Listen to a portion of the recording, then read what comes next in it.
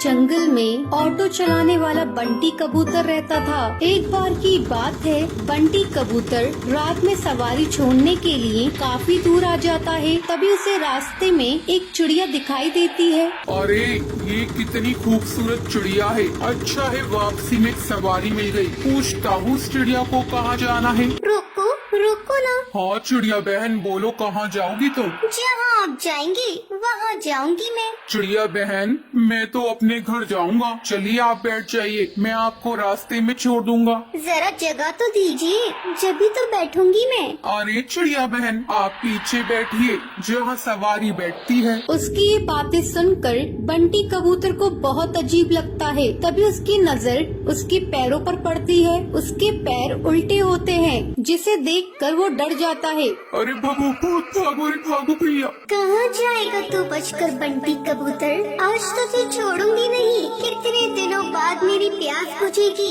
इस रास्ते पर कोई आता भी नहीं था, अब तू आया है मेरा शिकार।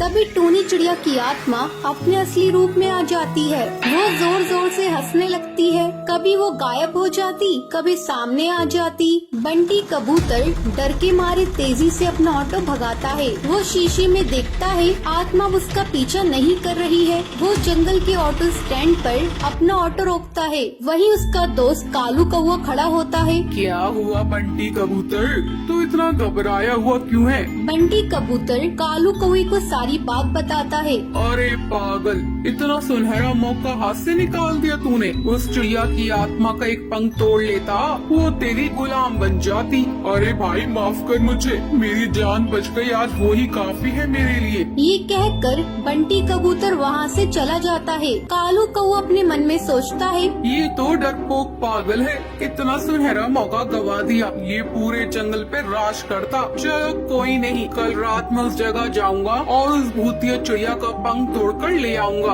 अगले दिन कालू कौवा अपना ऑटो लेकर उसी जंगल के रास्ते पर जाता है। वहाँ पर एक चिड़िया खड़ी होती है। रोको रोको ना, ऑटो रोको, मुझे जाना है। अरे भाई लगता है ये वही चिड़िया की आत्मा है, इसका पंख तोड़ लूंगा। ये कहकर कालू कौवा अपना ऑटो उसके सामने रोकता है और उसके पंख तोड़ने लगता है। अरे बेवकूफ कौवे बदमाश, तेरी हिम्मत कैसे हुई? तूने मेरे पंख तोड़ने की कोशिश की। रुक तुझे भी बताती हूँ। टुनटुनी चिड़िया पास में पड़े डंडे से उसे बहुत मारती है। अरे बहन मुझे माफ कर दो, मुझे लगा तुम एक चिड़िया की आत्मा हो। अरे बदतमीज, तुझे मैं कहाँ से आत्मा नजर आ रही हूँ? चल भाग यहाँ से। टुनटुनी ये कहकर वहाँ से चली जाती है, पर टूनी चिड़िया की आत्मा पेड़ के पीछे खड़े होकर ये सब देख रही होती है। अगले दिन कालू कौवा फिर से अपना ऑटो लेकर वहाँ पर आता है। भाई आज तो पहले उसके पैर देखूंगा तभी उसके पंख तोड़ूंगा, वरना कल की तरह पिटाई हो जाएगी मेरी। अब फिर से वहाँ पर एक चिड़िया खड़ी होती है। रोको रोको ना ऑटो, मुझे जाना है। कालू कौवा उसके पैर देखता है, उसके पैर उल्टे होते हैं। जैसे ही कालू कौवा उसके पंख तोड़ने वाला होता है, तभी टूनी चिड़िया की आत्मा अपने असली रूप में आ जाती है। डरावनी आवाज़ें सुनाई देती है। कालू कौवे आप मेरे पंख तोड़ेगा? ये ले तोड़ के दिखा। टूनी चिड़िया की आत्मा कभी उसके सामने आ जाती, कभी उसके पीछे। वो उसे बहुत मारती है। मुझे माफ कर दो चिड़िया की आत्मा, मैं आगे से कभी भी ऐसा नहीं करूँगा। मुझे जाने दो, मत मारो। क्यों छोड़ दूं तुझे? तो जैसे मन चले बदमाश पक्षियों को मारना ही तो मेरा लक्ष्य है। तुम जैसे लालची पक्षियों को जीने का कोई हक नहीं।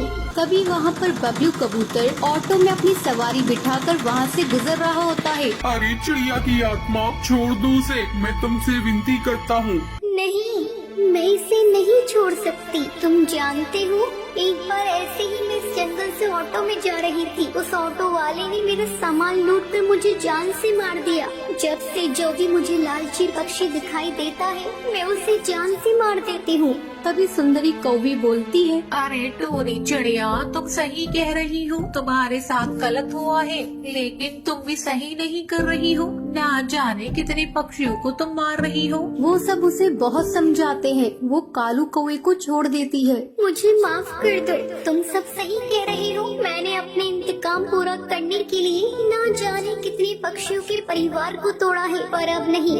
इस दुनिया में तुम जैसे नेक दिल पक्षी भी होते हैं। ये कहकर वो वहाँ से चली जाती है। टुनटुनी का पति बंटी एक कुली था। वो नदी पार से आने वाले पक्षियों के सामान को इधर से उधर करता था। एक दिन जब बंटी काम पर जा रहा था तब टुनटुनी उससे कहती है, अजी अपनी सेहत का भी ध्यान रखा करो। सभी किसी न किसी दिन छुट्टी लेते हैं, लेकिन तुम तो रविवार को भी काम करते हो।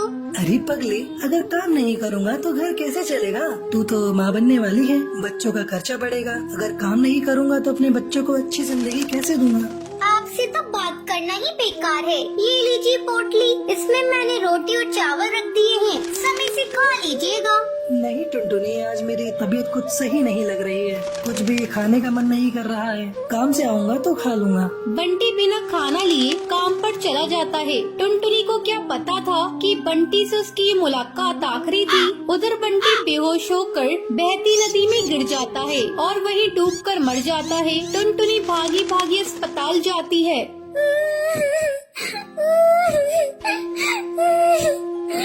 बंटी, ये क्या हो गया? सब कुछ एक पल में खत्म हो गया। अब ये बच्चा किससे अपना पापा कहेगा? मैं तुम्हें कई बार समझा रही थी अपनी सेहत का ध्यान रखो, लेकिन तुम तो मेरी बात मानते ही नहीं। अब मैं क्या करूं बंटी? समय तेजी से पंख लगाकर उड़ने लगता है। टुनटुनी एक बच्ची को जन्म देती है। एक दिन टुनटुनी के पास डाकिया एक खत लेकर आता है।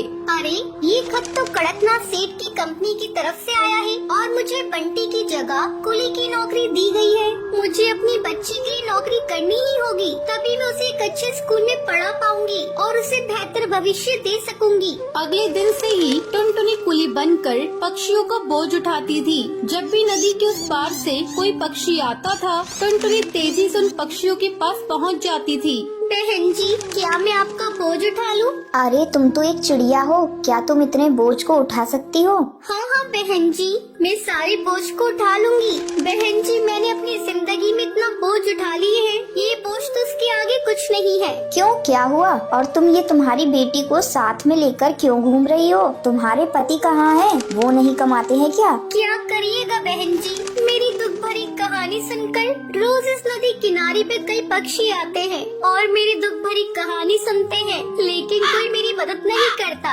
अरे तुम मुझे तो बताओ, मैं तुम्हारी जरूर मदद करूंगी। क्या बताऊं बहन जी, मेरे पति की मौत इसी नदी में डूबकर हो गई थी। उसके बाद से मैं यहाँ कुली की नौकरी कर रही हूँ। देखो टुनटुनी, जब तुम्हारी बेटी थोड़ी बड़ी हो जाएगी तो उसको मेरे स्कूल में डाल देना। मैं उसे पढ़ा लिखा कर एक अफसर बनाऊंगी। मैं तुम्हें अपना पता दे देती हूँ। वो बुलबुल चिड़िया टुनटुनी को अपना पता दे देती है। इसी तरह कई साल गुजर जाते हैं। एक दिन जब टुनटुनी अपना घर साफ कर रही थी, तभी उसे उस बुलबुल का दिया हुआ पता मिलता है। अरे ये पता तो वही है जो मैडम जी ने मुझे नदी किनारे पर दिया था। मैं तो बिल्कुल भूल ही गई थी। अब मैं अपनी बेटी को लेकर मैडम जी के स्कूल में जाऊंगी और उसे वहाँ पढ़ाऊंगी। टुनटुनी अपनी बेटी को लेकर उस पते पर पहुँचती है। आओ आओ टुनटुनी, बहुत दिन हो गए तुमसे मिले।